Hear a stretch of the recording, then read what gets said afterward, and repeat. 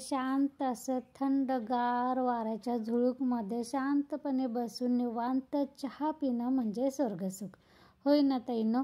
पण तुम्ही म्हणाल ताई बाईच्या जातीला हे सुख काय कधी मिळणार नाही, कारण सकाळची एवढी गडबड असते, कामं आवरायची, जेवण आवरायचं, घरच्यांचा नाश्ता, त्यानंतर बाकीचं लोट झाड भांडी कुंडी धुणं सगळं आलं. त्यात 2 पोरं असतील तर काय मग बघायलाच नको. कोणाचा डबा लवकर आवरायचं, पोरांचं आवरायचं, आणि मग अशा वेळी शांत निवांत बसून चहा कधी प्यायचा, हो ना? तर ताईंनो, हा देखील वेळ आपण काढू शकतो. आपण त्याच विषयावर आज आपण बोलणार आहे.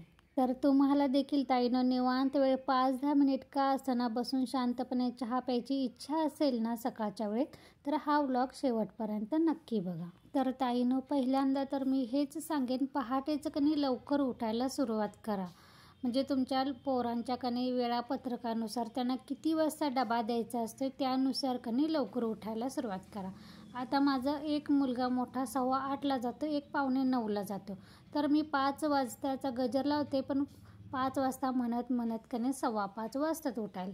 शक्यतो लवकर का उठायचं, कारण आपली दगदग होत नाही ह्यासाठी. तर इथं मी सगळ्यात पहिल्यांदा सकाळी लवकर उठून ग्रिल उघडून चार्लीला बाहेर काढलं, कारण तो घरातच रात्रभर झोपतो, त्यामुळे पहाटेचं लवकर त्याला कधी बाहेर काढावं लागतं. आणि तसंही तो दरवाजा वाजवतो. ज्यावेळी पहाटेचं थोडंसं असं पक्ष्यांचा आवाज यायला चालू झाला की त्यालाही बाहेर जायचं असतं. त्यानंतर मी माझं सकाळचं थोडंसं माझं पहिल्यांदा जे काही रुटीन असेल ते आवरलं माझं. त्यानंतर किचनमध्ये आले.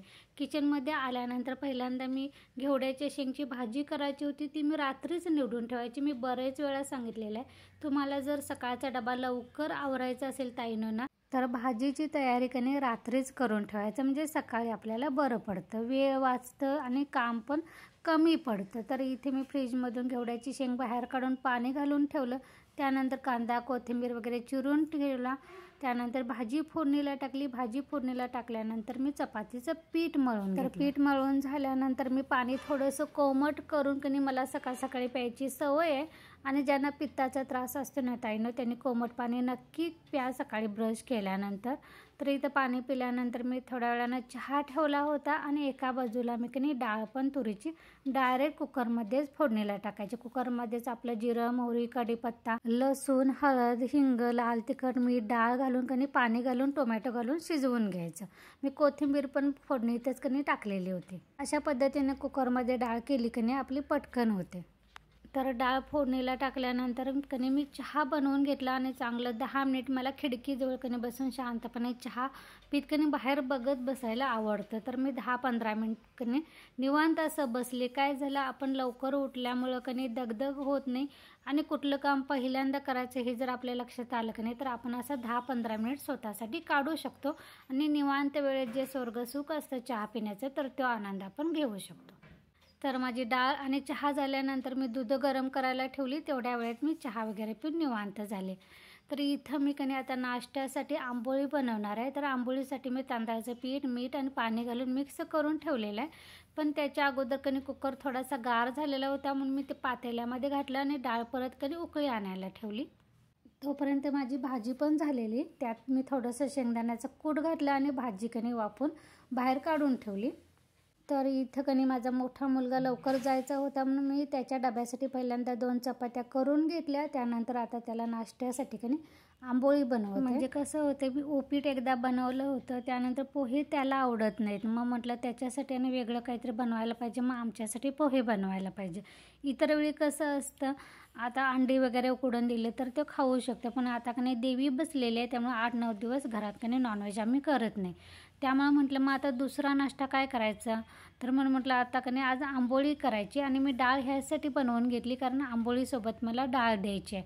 तुम्ही चटणी पण देऊ शकता, किंवा बटाट्याची भाजी कधी दोन्ही मिळून एकत्रच करायची, म्हणजे चपातीसोबत पण द्यायला बटाट्याची भाजी केली तरी चालते, किंवा आंबोळीसोबत खायला बटाट्याची भाजी दिली तरी चालते. म्हणजे एकाच भाजीत आपण नाश्ता आणि डबा दोन्ही पण झालं असतं. तर इथं मी घेवड्याची शेंग केल्यामुळे मी आता कधी डाळसोबत कधी आंबोळी देणार आहे. आंबोळी पण डाळसोबत खूप छान लागते. तर मी त्याच्यासाठी 2 चपात्या केल्यानंतर आंबोळ्या दोघांच्या पण नाश्त्याला करून घेतल्या, कारण दुसरा पण मुलगा त्यावेळी माझा उठला होता. दोघांच्या जाण्यात फक्त अर्ध्या तासाचं अंतर असतं. अर्ध्या तासात आपण भरपूर काही करू शकतो, पण असं म्हणायला असतं सकाळच्या वेळेत घड्याळ इतकं फास्ट पळते ना, ते 5 मिनिट म्हणत म्हणत अर्धा तास कधी होत हे आपल्याला समजत नाही. तर इथं मी माझा आंबोळी झाल्यानंतर मी तनूला पहिल्यांदा नाश्ता दिला. त्यानंतर एका बाजूला मी नीलसाठी चहा पण बनवायला ठेवलेला आहे आणि आता त्याच्या डब्यासाठी मला चपात्या बनवायच्या आहेत. चपातीचा तवा गरम होईपर्यंत मी इकडे तनूचा डबा पण भरायला घेतलेला आहे. म्हणजे दोन्ही कामं आपली एकत्र होतात. डबा आणि बॉटल दोन्ही एकत्र भरून घेतले. तर कसं आहे ताईनो, कामं करतानाच आपण लक्षात घ्यायचं की मला ही कामं ह्या वेळेत आवरायचं आहे. म्हणजे पटापटा आपल्या लक्षात येतं की हे काम करताना ते होईपर्यंत आपण दुसरं काहीतरी काम करू शकतो. तर इथं तनूचा डबा बॉटल भरत असतानाच मला नीलच्या बाबांचा आवाज आला. म्हणजे त्याने देखील उठलेले आहेत. तर नीलचा चहा झाल्यानंतर परत मी त्याच्या बाबांसाठी वेगळा चहा केला. तुम्ही म्हणाल ताई एकदमच चहा बनवून ठेवायचा, पण कसं आहे ताईनो, सकाळ सकाळी ताजा फ्रेश असा लगेच बनवलेला चहा प्यायला जेवढी मजा येते ना, तेवढा असं बनवून ठेवलेला चहा प्यायला अगदी चव पण बदलत राहते. त्यामुळे मी प्रत्येकाला वेगवेगळा ताजा चहाच बनवून देते. तर इथं चहा झाल्यानंतर मी त्याच गॅसवर तांदूळ निवडून धुवून भात पण लगेच पातेल्यामध्ये ठेवलेला. आपल्या दुसऱ्या बाजूला ठेवलेला तवा पण गरम झालेला आहे. आता नीलसाठी लागणाऱ्या चपात्या आपण बनवून घेऊ. तर नीलसाठी चपाती बनवल्यानंतर मी लगेचच त्याच गॅसवर मी आंबोळीचा तवा ठेवला. कारण नीलच्या बाबांची आंघोळ वगैरे होईपर्यंत मला त्यांच्यासाठी पण आंबोळी आणि डाळ नाश्त्याला द्यायचा होता. कारण एकदा जर ते बाहेर गेले की मग परत लवकर येत नाही. मग 10 वेळा पाठी लागायला लागते, हाका मारायला लागतात या नाश्ता करायला. त्यामुळे जोपर्यंत घरात आहेत त्याच वेळेत मला नाश्ता बनवून द्यायचा असतो. जरी बाहेरच्या बाजूला आमच्या वर्कशॉप असले तरीही त्यांनी लवकर जातात नाही. आणि एकदा गेले ना तर मग जेवणाला सुट्टी होते, तोपर्यंत अजिबात घरात येत नाही. त्यामुळे मला त्याच वेळेत तुमच्या ऑफिसला जाताना कसं त्याच वेळेत आपल्याला नाश्ता द्यायचा असतो नवऱ्याला. माझ्या नवऱ्याचा पण तोच नियम आहे. उलट मी म्हणते ना, जॉबला जाणारी माणसं ठराविक 10 नंतर जात असतील. हा माझा नवरा 8:15 8:30लाच घरातून बाहेर पडतो. तर ताईनं तुम्ही बघितलं असेल, मी त्यांचा नाश्ता दिल्यानंतर मी नीलचा पण डबा बॉटल वगैरे भरून ठेवला. त्यानंतर सगळी तिघंही गेलीत, घर रिकामं झालं. आता मी माझ्यासाठी आंबोळ्या काढते, कारण मी अजून नाश्ता वगैरे करायचा होता. माझी आंबोळी होई तोपर्यंत मी जाळीतली भांडी सगळी लावून घेतली. कारण ताईनं एकदा जर बसलं 10 मिनिट म्हणत अर्धा तास आपला जातो. शक्यतो ओटा आवरूनच जे काही तुम्हाला बसायचं असेल चहा नाश्त्यासाठी निवांत 10-15 मिनटं तुम्ही बसा. तर इथे नील जायचा राहिलेला, तर तो शेवटी सांगून गेला. तर इथं मी भांडी लावल्यानंतर हातासरशी सगळी बेसिनमधली भांडी पहिल्यांदा खरकटं सगळं काढून घ्यायचं आणि मग घासायला सुरुवात करायची, म्हणजे पटापटा होतंय. तर गॅसवर माझा भात पण मुरत ठेवला होता. माझ्यासाठी आंबोळ्या मी काढून घेतल्या होत्या. तवा वगैरे सगळंच भांडी घासायला घेतली होती. चहा नाश्ता डब्याची नाही म्हटलं तरी बेसिन भरून भांडी होती. ती सगळी मी घासून धुवून घेतली. ओटा सगळा अर्ध्यातनं पुढे धुवून वगैरे घेतला.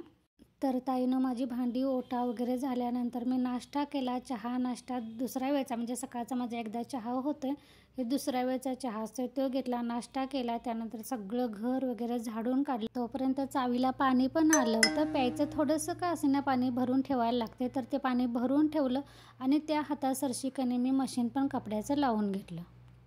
तर इथं आता माझं देवाचे फक्त फुलं बदलायचे आहेत. आता कसं आमच्याकडे एकदा जर देव बसवले ना तर 9 दिवस देवांची जागा बदलायची नाही. पण ती शिळी फुलं असतात ती काढायची, त्यानंतर कोमट पाणी शिंपडायचं, ताजी फुलं काढून आणून देवाला अर्पण करायची. त्यानंतर अगरबत्ती लावून त्यांची पूजा करायची.